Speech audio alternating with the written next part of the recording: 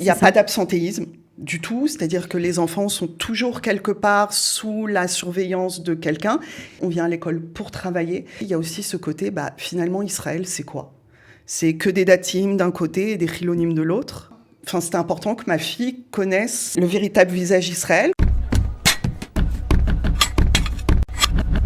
Nous avons le plaisir de vous parler d'un programme d'intégration qui se trouve dans le nord du pays. C'est le programme Shalev, Tornit Meshalev du lycée Kramim à Benyamina. Pour en parler, nous avons un parent d'élève. Elle s'appelle Rachel Garir. Bonjour Rachel, bienvenue. Bonjour Cathy. Alors dans la vie, vous travaillez à l'Amorim United. Vous êtes responsable digital et communication. Donc on va dire que la pédagogie, l'enseignement, je crois que vous avez été aussi enseignante. Tout à fait, j'ai été enseignante en France pendant des années. Ça vous parle beaucoup. Ça me parle beaucoup. Alors, comment vous êtes arrivée, vous qui viviez, lorsque vous avez fait votre allié il n'y a pas très longtemps, à Givat Shmuel, vous êtes arrivée à Benyamina et dans ce programme, Tornit Meshalev. J'habitais à Givat Shmuel. Ma fille est rentrée à la Ulpena, donc une école de filles de Givat Shmuel. Donc vous êtes arrivée, elle avait quel âge lorsque vous êtes arrivée ? Elle rentrait au collège, elle rentrait en 6e. Ok. Voilà. Et bon, il y a eu le Covid aussi qui est passé par là. Donc l'intégration s'est pas passée exactement comme on le souhaitait. Il faut savoir que ma motivation pour venir en Israël, c'était avoir le choix des écoles. J'ai 5 enfants. Je voyais des profils qui se dessinaient et je me disais, il faut que j'ai le choix. Chaque enfant est différent. Ça veut dire quoi avoir le choix ? Ne pas être obligé de les mettre dans l'école juive du quartier, voilà. C'est ça ? Exactement.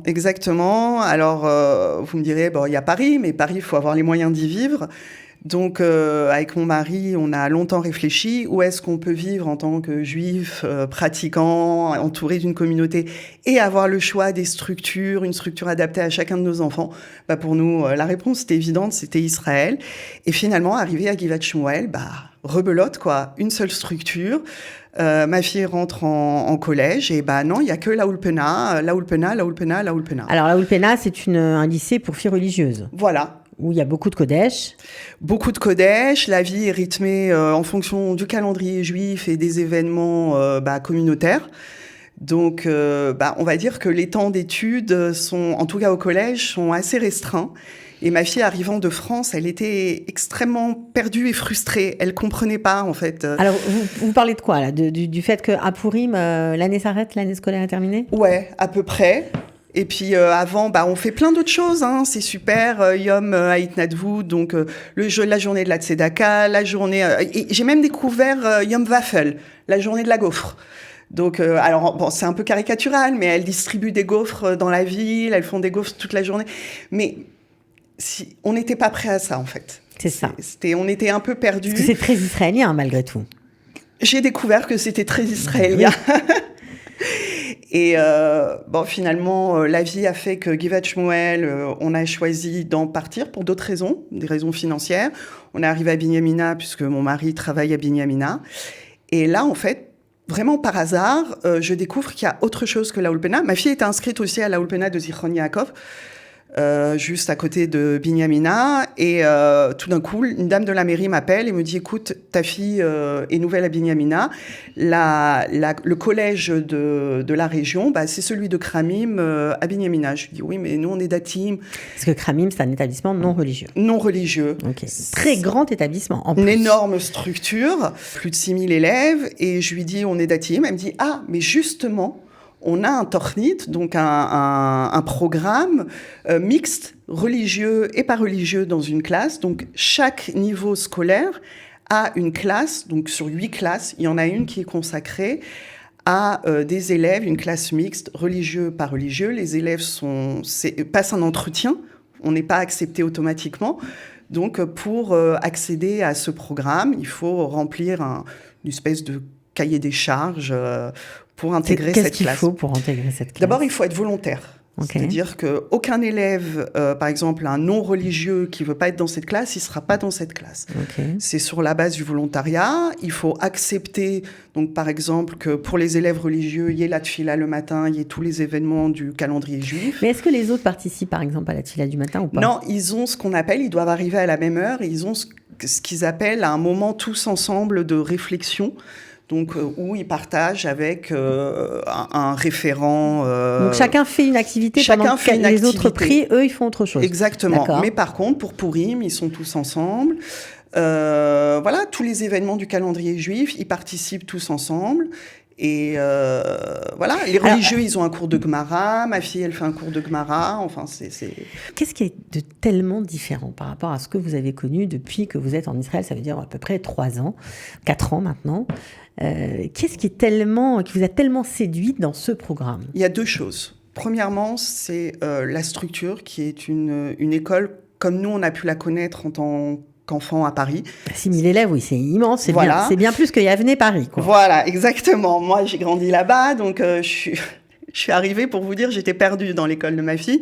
Mais il y a la structure, c'est-à-dire qu'il y a un dos sur lequel s'appuyer. Il y a des enseignants partout qui sont tout le temps disponibles. Il n'y a pas d'absentéisme. Il n'y a pas d'absentéisme du tout. C'est-à-dire que les enfants sont toujours quelque part sous la surveillance de quelqu'un. Ils sont toujours soit en train d'étudier, enfin, ils sont pas perdus. Il y a des moyens. Il y a des moyens. Beaucoup de moyens, je crois. Il y a le soutien, oui, il y a le soutien de la Moetza. Je veux dire, il y a une vraie volonté aussi pour ce programme. Il y a une vraie volonté de l'école, de la direction. Et donc, il y a ce côté, on travaille, on vient à l'école pour travailler. Et l'autre côté, il y a aussi ce côté, finalement, Israël, c'est quoi?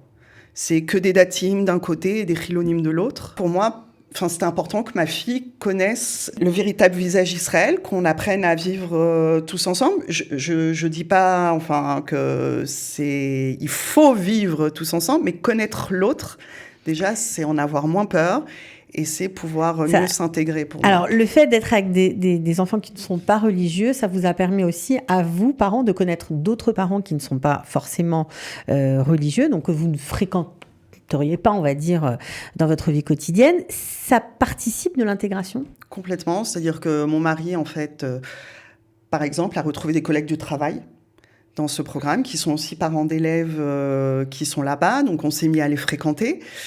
Voilà, ça fait partie on sort de notre bulle. Et c'est toujours enrichissant. Ça ne veut pas dire perdre de son identité, bien au contraire. Pour moi, ça a renforcé notre identité. Votre identité juive, votre pratique religieuse ? Notre pratique. Voilà, c'est-à-dire que montrer à nos enfants ce qui existe et que nous, notre pratique, elle est comme ça et qu'il y a des pratiques différentes de différents niveaux, finalement, c'est un peu ça, le peuple juif, quoi. Ouais, donc ça vous a permis vraiment d'aller à la rencontre du peuple juif qui vit ici. Tout à fait. Et ça vous a séduit. Ouais. D'Israéliens, vraiment, de sortir de notre bulle francophone, franco-religieuse, enfin tout ce que vous voulez. Ça vous a plu. Alors, on y trouve quoi dans ce lycée? Parce que, ok, c'est un grand lycée, il y a des moyens. Qu'est-ce qui est tellement différent des Olpénotes de quartier? Est-ce qu'au niveau du bac, par exemple, il y a des changements? Alors, au niveau du bac, du coup, c'est vrai qu'on compare beaucoup avec les copines de ma fille qui sont à Givat Shmuel. Et aussi, par exemple, il nous est arrivé un truc très intéressant, c'est que la madricha du Bnei Akiva de ma fille est dans cette école. Et donc, elle est partie la voir et elle lui a dit « Mais enfin, je comprends pas comment tu t'es retrouvée. » Et elle lui a expliqué qu'elle faisait partie d'un programme de robotique, d'excellence, enfin, d'un truc super élevé, et que le seul moyen de l'intégrer, c'était de rentrer dans cette école. Donc, ça veut dire que ça ouvre des portes que d'autres établissements exactement. ne je dis pas que quand on sort de la Olpena, toutes les portes sont fermées, bien au contraire, et je sais pas du tout et je jugerai pas. Mais voilà, ma fille a le sentiment, en tout cas, d'être moins coincée du point de vue de ses options, et elle a fait un choix, vraiment un choix du cœur. Elle est partie vers ce qu'elle aimait. Alors pour son cas, c'est la science, la robotique et tout ce que tout ce qui va avec. Tout ce qui va Mais avec. il y a d'autres choses. Il y a beaucoup d'activités d'excellence, je crois. Il y a beaucoup d'activités d'excellence et à la fois, il y a aussi Marchevet Israël, tout ce qu'on peut retrouver, par exemple, dans les Olpenot. Ouais. Donc finalement, on a tout le panel qui s'ouvre à nous et on peut vraiment, chaque enfant peut choisir en fonction de son appétence et de son envie. En fait, du rôle, ça veut dire des matières profanes voilà, de haut du niveau. Théâtre, de la musique. Et des matières juives de haut niveau. Et des matières juives de haut niveau. C'est ça qui vous a séduite.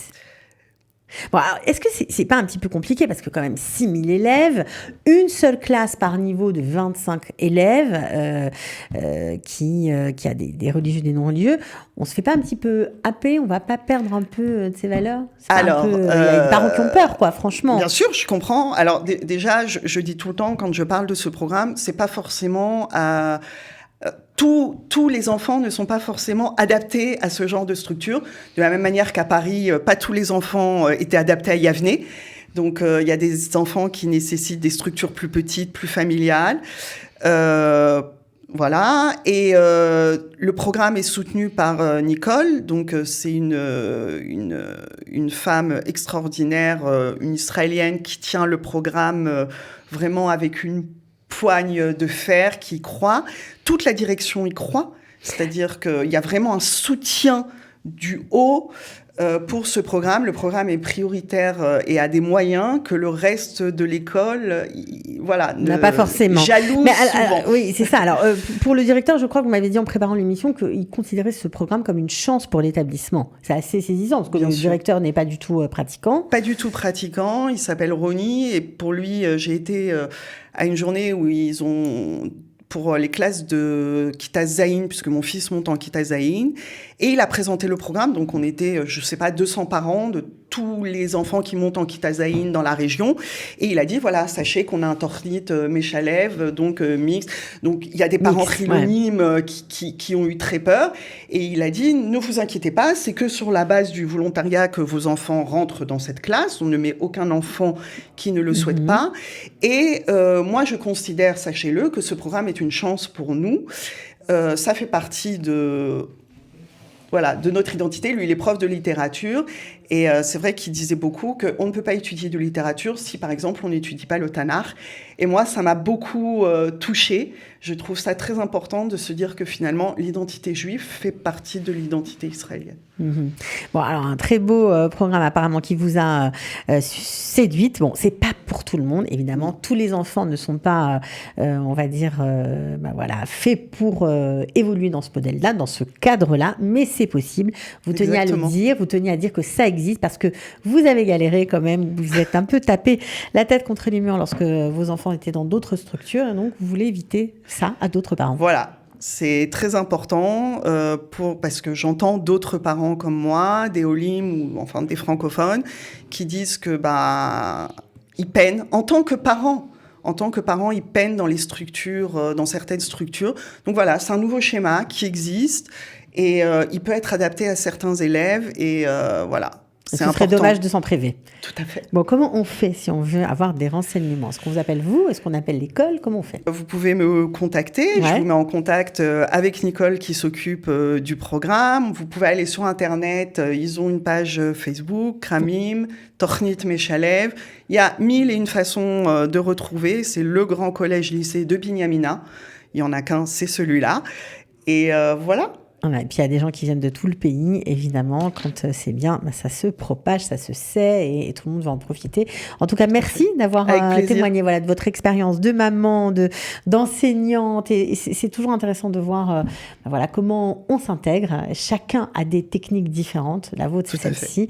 On vous souhaite bonne chance. Merci beaucoup. À vos enfants aussi. À bientôt. Merci. Au revoir.